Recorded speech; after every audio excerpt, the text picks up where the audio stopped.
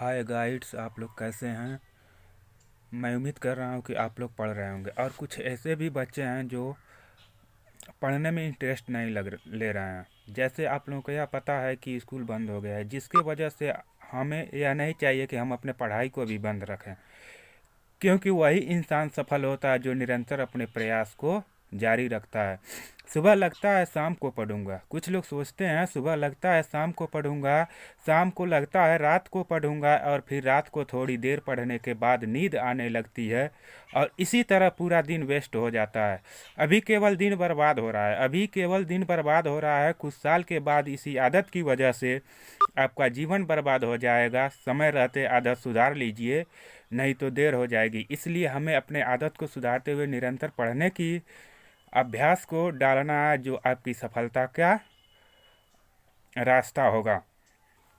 क्योंकि कहा भी गया है, सफलता ही परिश्रम की कुंजी है। चलिए इसके बाद हम लोग अगला क्वेश्चन देखते हैं।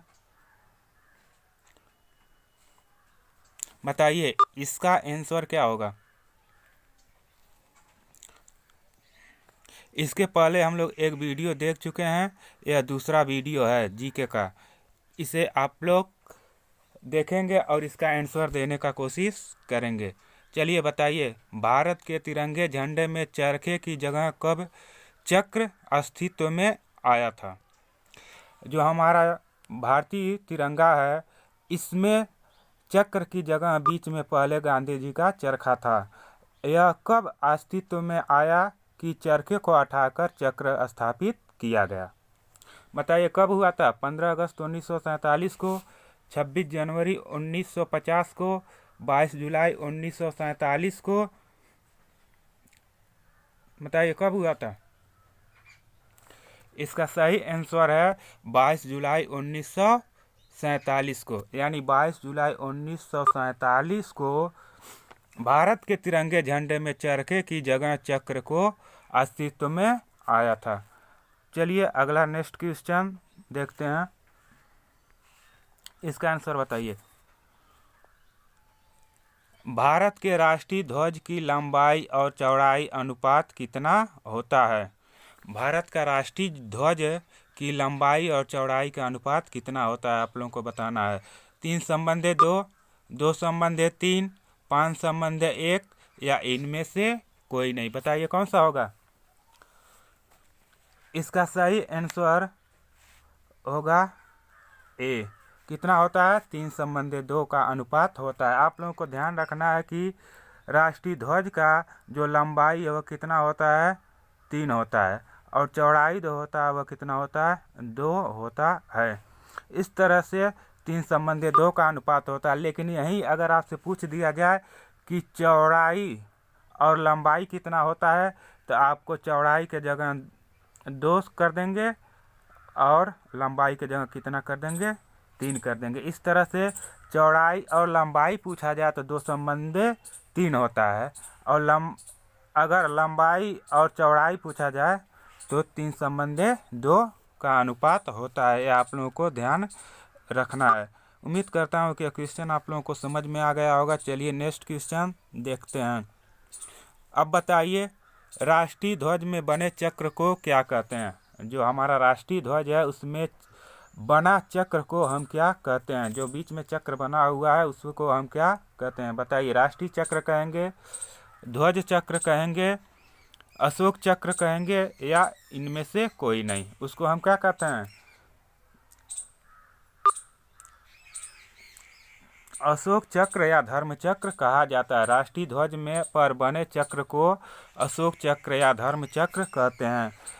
अशोक चक्र में कुल 24 तिल्लियां होती हैं, जिसका कलर कौन सा होता है, ब्लू यानी नीला कलर होता है। चलिए अगला क्वेश्चन बताइए। भारत के राष्ट्रीय ध्वज पर बने चक्र को कहाँ से लिया गया है। भारत के राष्ट्रीय ध्वज में जो चक्र बना है यह कहाँ से लिया गया है। लाल किला से लिया गया है, ताजमहल से लिया गया है, या सारनाथ अशोक स्तंभ से लिया गया है, या इनमें से कोई नहीं। बताइए कहाँ से लिया गया है। यह भारत के राष्ट्रीय ध्वज पर बने चक्र को सारनाथ के स्तंभ से लिया गया है। कहाँ से लिया गया है? सारनाथ के स्तंभ से लिया गया है। चलिए अगला क्वेश्चन देखते हैं। बताइए इसका आंसर क्या होगा? स्वतंत्र भारत के पहले प्रधानमंत्री कौन थे? यानी जब हमारा देश स्वतंत्र हुआ था उस समय हमारे देश के पहले प्रधानमंत्री कौन थे? वल्लभ भाई पटेल थे, पंडित जवाहरलाल नेहरू थे, राजेंद्र प्रसाद थे, या इनमें से कोई नहीं थे? बताइए कौन थे?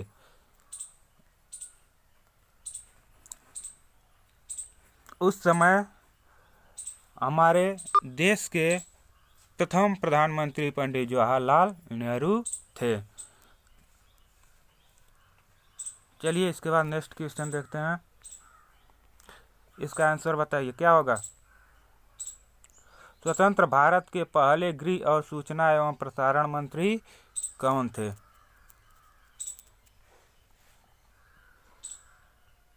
बताइए इसका आंसर क्या होगा?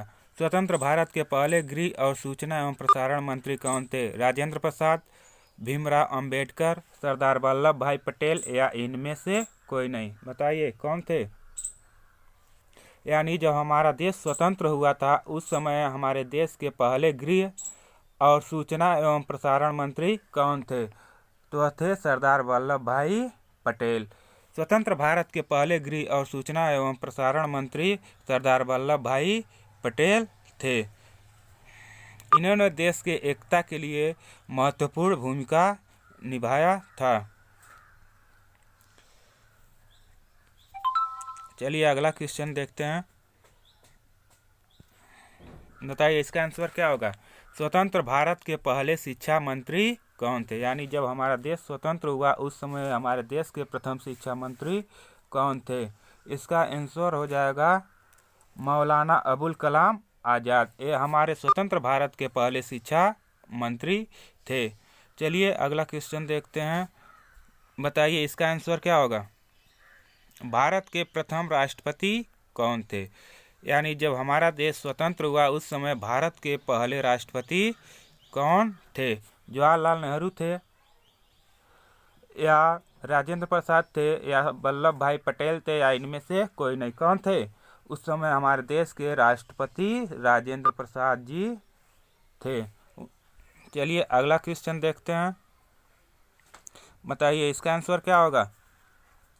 भारत के राष्ट्रीय ध्वज में 3 रंग की पट्टियां कौन सी है? आप लोग देखे होंगे कि भारत का जो राष्ट्रीय ध्वज तिरंगा है उसमें 3 रंग की पट्टियां लगी होती है। उसमें आपको बताना है कि कौन कौन से कलर होते हैं। केसरिया सफ़ेद हरा होता है, कि लाल सफ़ेद हरा होता है, कि हरा सफ़ेद लाल होता है, या उपयुक्त सभी होते हैं? बताइए कौन सा होता है? इसमें केसरिया सफ़ेद और हरा रंग होता है। तिरंगे में ऊपर आप देखेंगे केसरिया रंग होता है, बीच में सफ़ेद रंग होता है और नीचे हरा रंग होता है, और बीच में क्या होता है? अशोक चक्र। बीच में क्या रहता है? अशोक चक्र। चलिए अगला क्वेश्चन बताइए इसका आंसर क्या होगा? वंदे मातरम का नारा किसने दिया था? वंदे मातरम का नारा किसने दिया था? भगत सिंह ने, सुभाष चंद्र बोस ने, बंकिम चंद्र चट्टोपाध्याय ने, या इनमें से कोई नहीं? वंदे मातरम किसने कहा था? इसका सही आंसर हो जाएगा बंकिम चंद्र चटर्जी जी ने वंदे मातरम का नारा दिया है। नारा से संबंधित कुछ महत्वपूर्ण तथ्यों को आपके व्हाट्सएप में डाला गया है जिसे आप लोगों को याद करना है, और इसी नारा से संबंधित कल आपका टेस्ट आएगा जिसमें अच्छे तरह को आपको क्वेश्चन को लगाना है। चलिए आगे देखते हैं। आपके लिए एक प्रश्न, वर्तमान में भारत के शिक्षा मंत्री कौन हैं? इस समय हमारे भारत देश के शिक्षा मंत्री कौन हैं उनको आपको कमेंट बॉक्स में बताना है, और सभी बच्चे अपना कमेंट बॉक्स में ज़रूर बताएं। इसमें कुछ बच्चों को यह दिक्कत आ रहा है कि नहीं जान पा रहे हैं कि कमेंट कैसे करेंगे। देखिए यह जो कमेंट बॉक्स मोबाइल में नीचे लिखा रहता है इसमें आप क्लिक करेंगे। क्लिक करने के बाद वहाँ आप अपने उत्तर को, या कोई भी आपको दिक्कत है, किसी क्वेश्चन में डाउट है, तो यहाँ आप अपने डाउट को बता सकते हैं, और इसके द्वारा आप अपने दोस्तों के पास शेयर कर सकते हैं वीडियो को। और यहाँ पर सब्सक्राइब जो लिखा गया है इसे जब आप दबाएंगे। दबाने के बाद यह जो बेल घंटी है इसे जब आल पर क्लिक करेंगे तो जिसके द्वारा जो भी वीडियो डाला जाएगा वह आपको सबसे पहले पहुंच जाएगा। इतना काम आप लोग कर लीजिए। अगर उसके बाद यहाँ लाइक का जो बटन है, इस लाइक को भी आप लोगों को दबा देना है, जिससे आप यह पता चलता है कि आप लोग को यह पसंद आ रहा है कि नहीं आ रहा है।